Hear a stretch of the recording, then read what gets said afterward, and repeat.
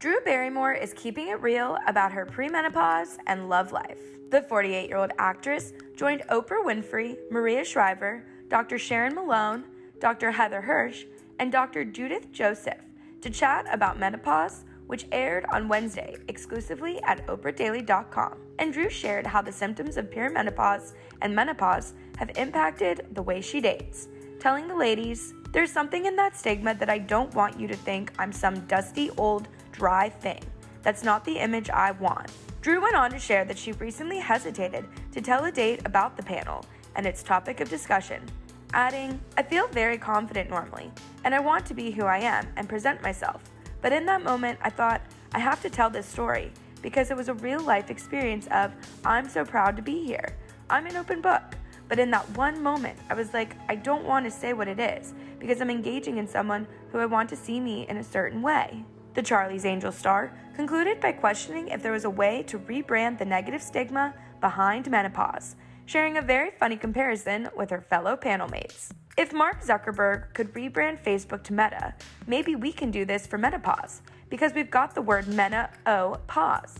Pause is a natural stop.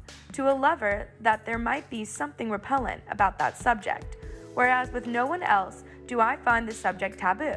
You're just that dry old bag when you talk about menopause, and that is the conversation, the stigma that has to change. We have to make it funnier, more sexy, and more safe, because the aha moment is the safe." Drew's candid convo came just days after she interrupted her own interview with Murder Mystery 2 co-stars Jennifer Aniston and Adam Sandler to reveal she may have been experiencing her first ever hot flash. I'm so hot. I think I'm having one of my first perimenopause hot flashes. For the first time, I think I'm having my first hot flash. Oh, that's wow. I feel so honored. I'm so sorry. I think I find. Do you feel this? Oh, I do. It's a really hot internal body. heat.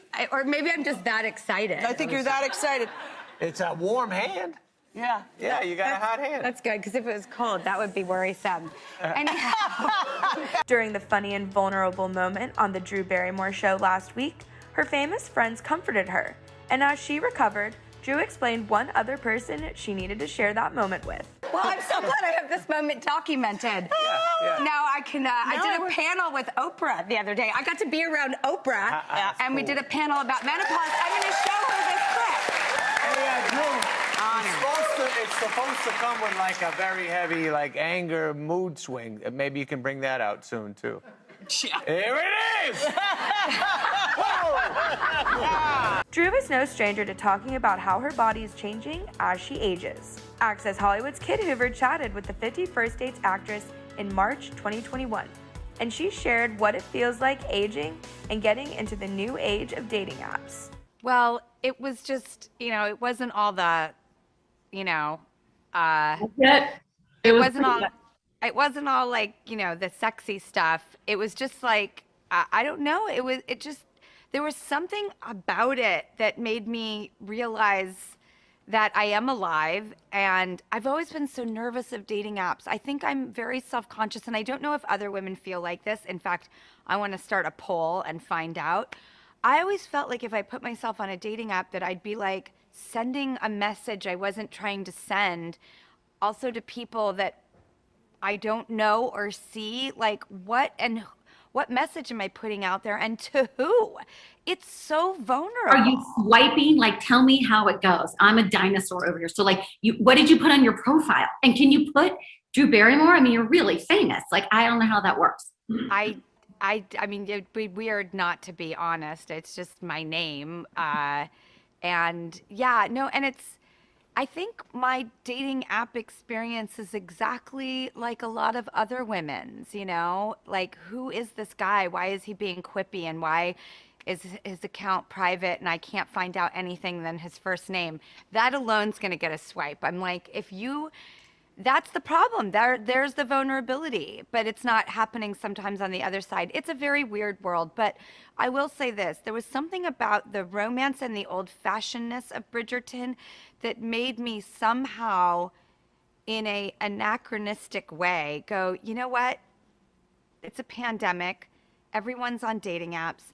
The water is out of the bottle. This isn't changing. I need to get with kind of what the modern world is about and dip my toe in and stop telling myself a narrative that may or may not be true.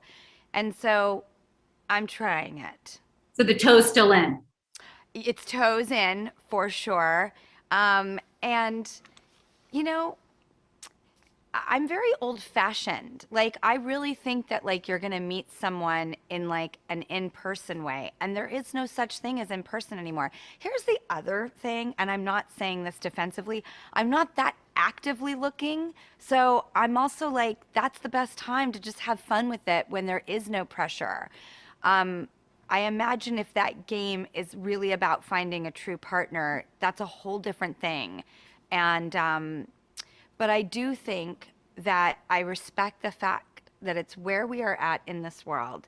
And when the telephone came in and when that TV first rolled into living rooms, parents were like, what is this? And so worried what it was going to do to the next generation. It's the Elvis's hips of dating apps that I kind of just had to go, this is where we're at, and embrace it.